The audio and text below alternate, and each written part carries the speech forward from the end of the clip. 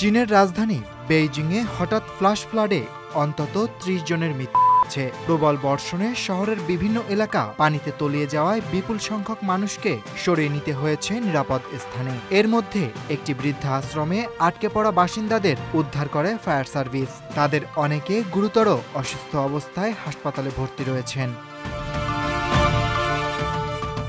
মঙ্গলবার স্থানীয় সময় দুপুরের পর হঠাৎ ভারী বর্ষণ শুরু হলে শহরের নিচু এলাকাগুলোতে দ্রুত জলমগ্ন হয়ে পড়ে। কিছুক্ষণের মধ্যেই তা রূপ নেয় আকস্মিক বন্যায়। চীনের রাষ্ট্রায়ত্ত সংবাদ মাধ্যমগুলোর বরাত দিয়ে জানানো হয়েছে, এ পর্যন্ত অন্তত ৮০,০০০ মানুষকে বন্যাপ্রবণ এলাকা থেকে সরিয়ে নেওয়া হয়েছে।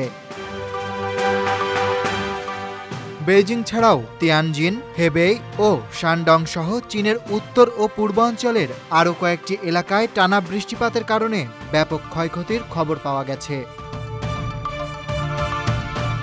বৃষ্টির ফলে সৃষ্ট দুর্যোগের মধ্যে রাজধানীর একটি বৃদ্ধাশ্রমে যখন পানির উচ্চতা দ্রুত বাড়তে থাকে তখন প্রায় ২০ থেকে ২৫ জন বাসিন্দা ভেতরে আটকা পড়েন। ফায়ার সার্ভিসের উদ্ধারকর্মীরা উদ্ধার অভিযানে নামেন এবং অ্যাসল্ট বোট ব্যবহার করে আটকে পড়াদের নিরাপদ স্থানে সরিয়ে নেন। এ সময় বন্যায় পানিতে তলিয়ে যায় গাড়ি, দোকানপাট ও রাস্তাঘাট।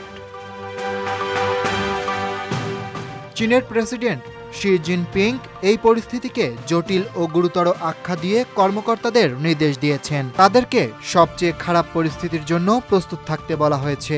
দ্রুত উদ্ধার অভিযান ও বন্যাপ্রবণ এলাকার বাসিন্দাদের সুরক্ষার জন্য সব ধরনের ব্যবস্থা নিতে বলা হয়েছে।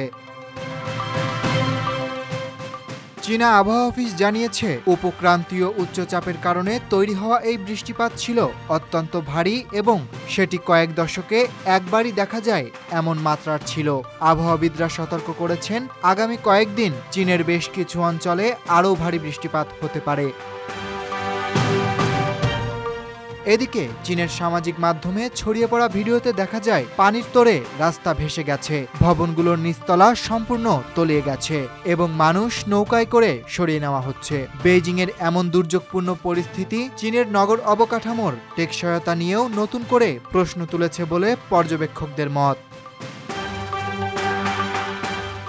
Aritra Basu, desk report.